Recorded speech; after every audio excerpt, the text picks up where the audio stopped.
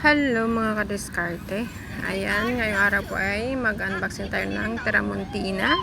Binili ko po ito sa Carrefour, Dubai.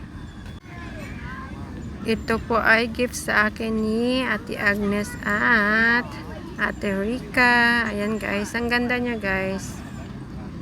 May mga takip po siya. Yung isang kawali, wala siyang takip, pero kasya yung malaking takip doon sa malaking pan. At pasensya na kayo, medyo maingay ang ating background. Andito ako sa park, nagbo-voice over. Para hindi sayang yung oras natin. Ito siya. Ayan, ang ganda Pwede tayo magluto dito mga kaldereta. Ganon.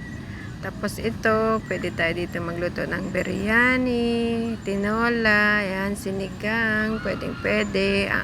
Ang tibay ng plastic niya, ang hirap punitin. At saka yung mga maliliit niya, may takip na rin kasama. Makapal po siya guys, at mukhang matibay. Happy na ako dito kaysa microwave na gusto nila. Kasi ito magagamit ko araw-araw. Yung microwave, hindi ko naman magagamit. Diba? Next na lang yun kapag mayroon tayong extra. Ayan, salamat sa ating sponsors. And sa always na pagmamahal. Ayan. Kasyang-kasya. Diba?